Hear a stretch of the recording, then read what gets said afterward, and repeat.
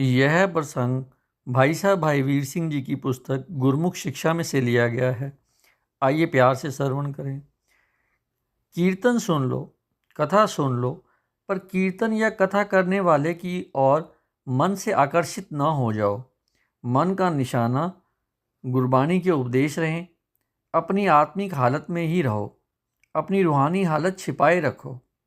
इसका किसी से जिक्र करने की आवश्यकता नहीं। नानक भगता सदा विगास, खिलाव में रहना है, यह भक्ति की निशानी है। कभी सिमरन के साथ मन में खुशी होती है और कभी परोपकार के कामों से। नाड़ी मंडल नर्वस सिस्टम के द्वारा हमारी सुरत ने वाहिगुरु से मिलाप का रस लेना है।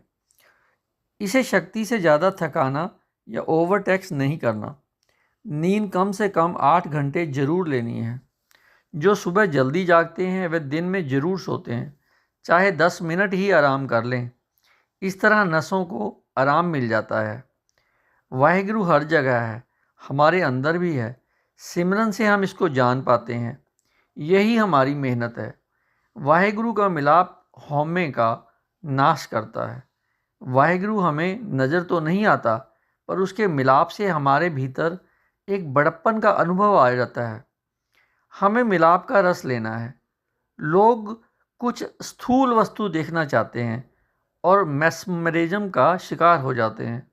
कभी तारामंडल, कभी चंद्रमंडल या सूरज और ध्रुव मंडल देखते हैं, जैसा भी इन्हें किसी ने ध्यान दिया हो। मैं तो वाहिगुरु से केवल यही मांगता हूँ कि उसका नाम लेता रहूँ और ये ना विसरे। जब हम नाम जपते हैं, वाहिगुरु की याद और उसके मिलाप में होते हैं। जब मन नाम नहीं जपता, तब मन दुनिया के पदार्थों में लगा रहता है। इंसान निर्माणाधीन ईश्वर गॉड इन मेकिंग है। जिस तरह पानी का एक कतरा फिल्टर होकर इकट्ठा होता जाता है, इस तरह रूहें नाम की कमाई के साथ निर्मल होकर वाहिगुरु में समा जाती हैं।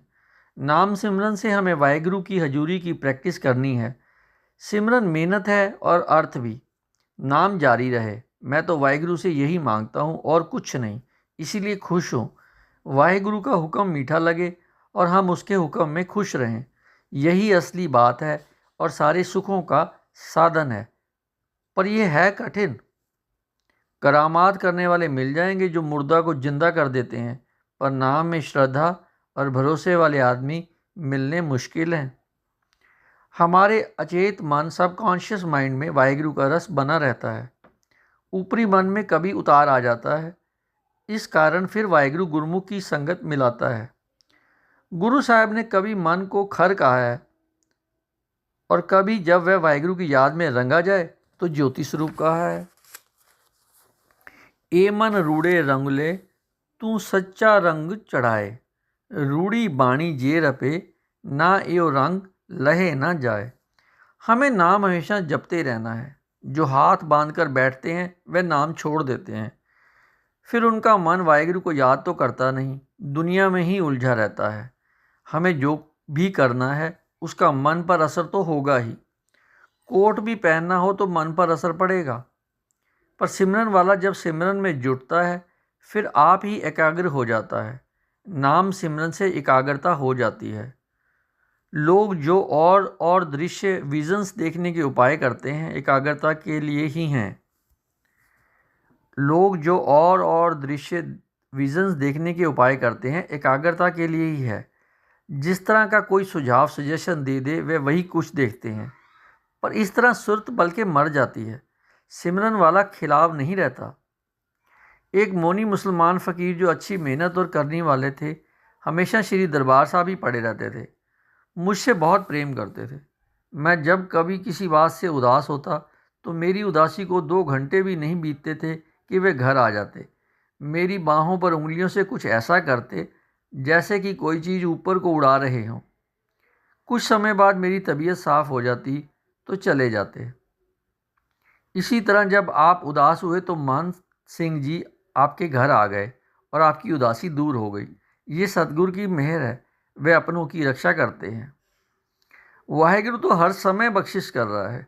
जब हम सिमरन करते हैं तो उसके साथ जोड़ कांटेक्ट होता है और हम उसकी बख्शिश के लेनदार रिसिपिएंट बन जाते हैं। नाम जपने वाले को अहंकार, हौमे, ईगो नहीं आता। जप तप वाला तो समझता है कि मैं कोई मशक्क़त कर रहा हूँ। नाम सिमरन वाला कहता है कि मैं करता ही क्या हूँ, बस वाहिगुरु वाहिगुरु कर छोड़ता हूँ। नाम जप कर हमने शुद्ध होना है, फिर उस अनंत ने इस अंत वाले को अपने में समा लेना है। नाम जप कर हमने शुद्ध होना है, फिर उस अनंत ने इस अंत वाले को अपने में समा लेना है।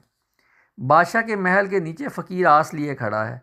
बादशाह जब खाना खा चुकता है तो उसके नौकर बाकी बचा खुचा खाना खिड़की से बाहर फेंक देते हैं। फ़कीर उसे उठाकर खा लेता है और संतुष्ट रहता है। उसको चौकीदार या किसी मुसाहिब के पास अर्ज करने की ज़रूरत नहीं जो